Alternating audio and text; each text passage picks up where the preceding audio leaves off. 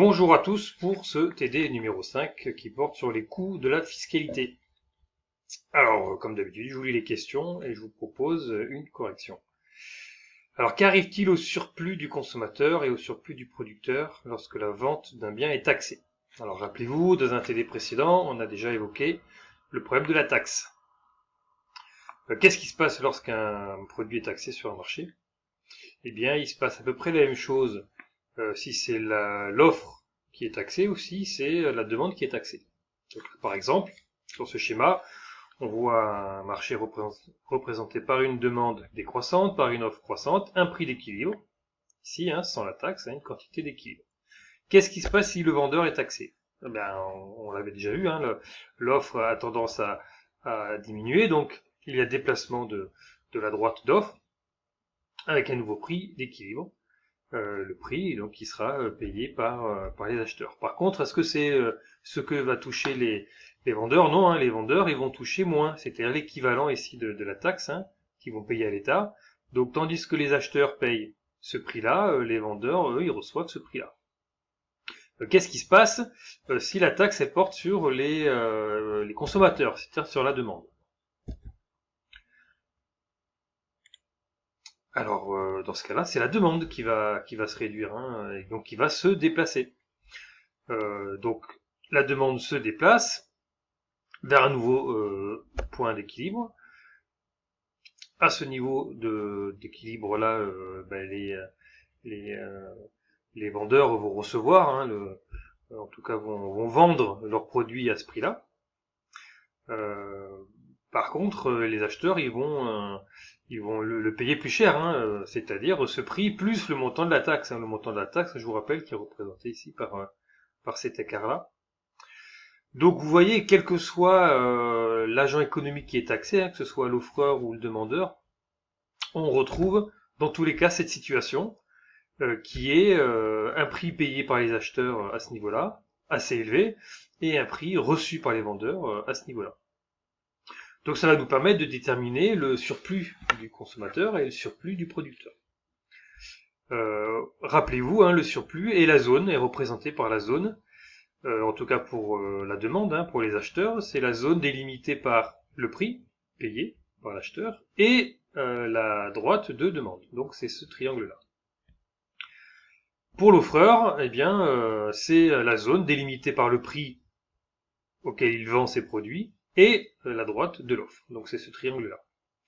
On voit que, quelle que soit la taxe, que ce soit qu'elle soit payée par l'acheteur ou par le vendeur, le surplus des uns comme des autres diminue.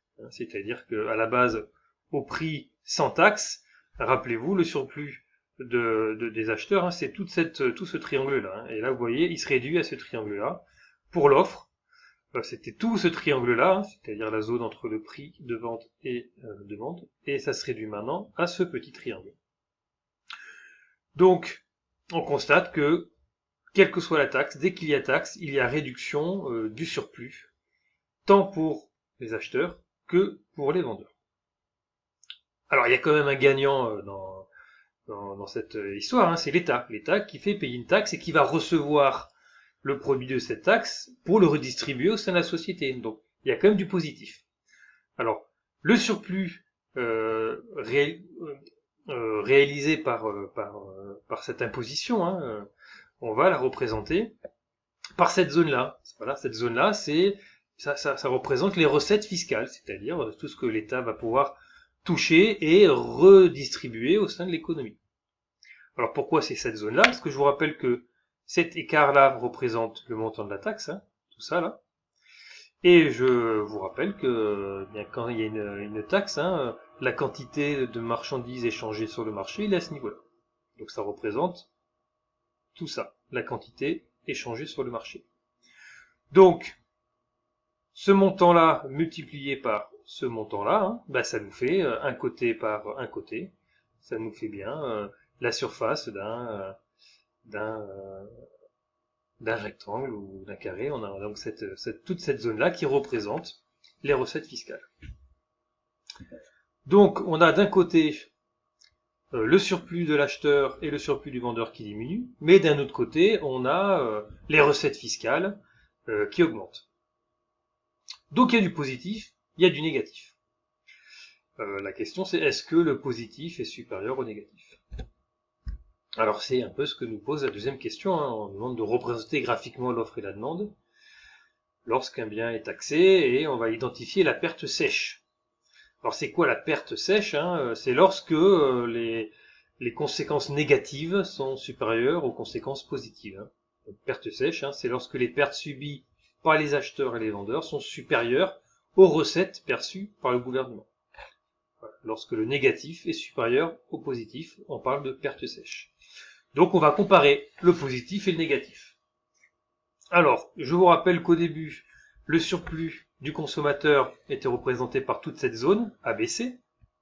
Le surplus du producteur était représenté par toute cette zone DEF, avant la taxe.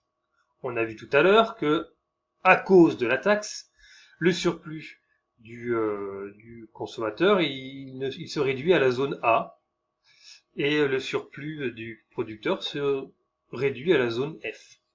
Donc qu'est-ce qui a été perdu? Tout ce qui a été perdu, c'est B, C, D, E. Alors ça n'a pas été complètement perdu, puisque je vous rappelle que l'État, lui, a récupéré des recettes fiscales qu'il a pu redistribuer à la population et à l'économie, qui représentent la zone B et D. Hein, c'est la zone des recettes fiscales. Donc au final, une partie de ce qui a été perdu a été récupérée. Mais il y a quand même une partie qui n'a pas été récupérée, et je vous laisse constater de quelle partie il s'agit. Eh bien, c'est ce qui reste, hein, c'est ce petit triangle qu'on va appeler la perte sèche. C'est-à-dire, c'est ce qui n'est pas récupéré, c'est ce qui est définitivement perdu à cause de la taxe. Donc ce schéma le résume. Voilà, la perte sèche, c'est bien la zone C plus la zone E. La zone A, c'est le surplus du consommateur. La zone F, c'est le surplus du producteur. La zone B et D, c'est les recettes fiscales. Et il y a cette partie-là qui n'est pas récupérée, qui est donc une zone perdue, qu'on appelle donc la perte sèche. Alors, question suivante. Comment les élasticités de l'offre et de la demande influent sur la perte sèche d'une taxe? Eh bien, rappelez-vous, hein, l'élasticité va déterminer la pente de l'offre ou de la demande, c'est-à-dire l'apparence de la droite. Donc ici, par exemple, on a un exemple d'élasticité faible concernant l'offre. Alors rappelez-vous, hein, lorsque l'élasticité est faible, la droite a tendance à devenir plutôt verticale. Donc ici, effectivement, on a une offre plutôt inélastique, plutôt verticale. Et donc quand l'offre est plutôt inélastique, on constate ici que la perte sèche, hein, qui représente toujours ce triangle qu'on a évoqué tout à l'heure, délimité par ici la taille le montant de la taxe, hein, cette perte sèche est plutôt petite. Pourquoi je dis petite? Parce que dans un autre schéma, où ici l'offre est plutôt élastique, c'est-à-dire qu'on voit qu'elle est plutôt penchée, hein, elle est plutôt horizontale, pour un même montant de taxes, hein, vous voyez ici que ce côté-là du triangle est le même qu'ici, hein. Par contre, la zone du coup est plus grande, hein, ça s'explique, hein, puisque lorsque l'offre est élastique, les producteurs ils changent vite ils s'adaptent, hein, à la taxe et ils ont peut-être tendance à produire autre chose. Donc les quantités ont tendance à diminuer beaucoup plus vite. Et donc la perte sèche est plus importante. Du côté de la demande, du côté de la demande, vous voyez, une demande inélastique, on a donc ici une demande qui est plutôt verticale. Et de la même manière, on a une perte sèche plutôt petite. Lorsque la demande est élastique, c'est-à-dire plutôt horizontale, pour un même montant de taxes, on constate que la zone de la perte sèche est plus importante. Donc la baisse du surplus global est plus importante lorsque l'offre ou lorsque la demande sont élastiques, et cela s'explique tout à fait, puisque en cas d'élasticité, les offreurs comme les consommateurs ont tendance à trouver des solutions alternatives, à quitter le marché, à moins demander ou à moins offrir. On voit ici, donc ça réduit considérablement les quantités, et donc s'il y a moins d'échanges, ça nuit au marché, et donc la taille de la perte sèche est dans ce cas plus importante. Question 4. Pourquoi les experts ne s'accordent-ils pas sur sur la taille de la perte sèche liée à une taxe portant sur le travail?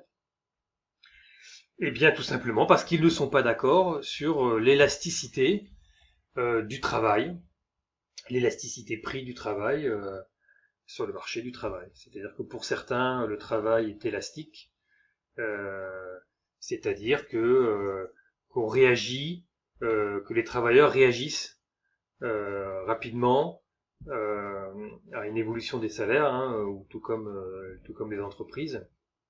D'autres économistes pensent que l'offre et la demande de travail sont plutôt inélastiques, c'est-à-dire que quelle que soit l'évolution du salaire, l'offre ou la demande de travail n'évolue pas beaucoup.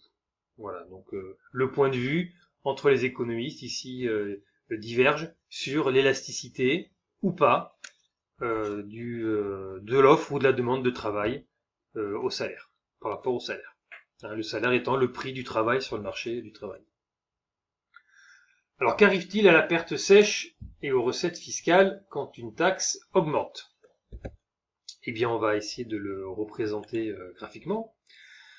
Donc on retrouve ici notre marché, on retrouve notre offre, notre demande, on retrouve ici notre petit triangle qui représente la perte sèche, on retrouve ici notre rectangle qui représente les recettes fiscales. Alors qu'est-ce qui se passe si j'augmente la taxe? C'est-à-dire si j'augmente ici, hein, je vous rappelle que la taxe, c'est cet écart-là entre le prix payé par le consommateur et le prix payé par l'acheteur.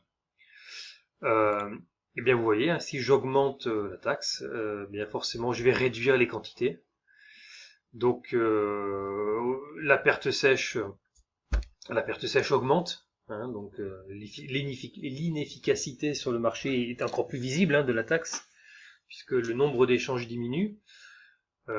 Quant aux recettes fiscales, hein, on peut se dire qu'elles vont être plus importantes puisque la taxe est plus élevée, mais il se trouve que la quantité elle diminue, et plus la taxe sera élevée, hein, vous voyez, on peut simuler ici une taxe de plus en plus élevée, plus la taxe ici sera forte, ou à un moment donné, on aura des recettes fiscales, hein, qui seront représentées par un rectangle de plus en plus petit. Et puis si la taxe est vraiment trop élevée, il n'y aura plus d'échanges, hein, et donc il n'y aura plus du tout de recettes fiscales. Donc, lorsque la taxe augmente, le surplus global, on le voit, diminue, puisque la perte sèche augmente.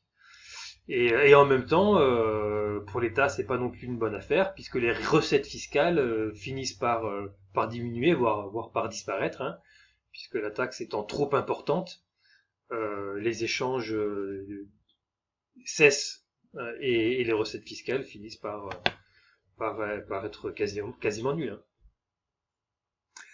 Donc voilà ce qu'on peut dire pour la première partie de ce TD sur les questions de révision.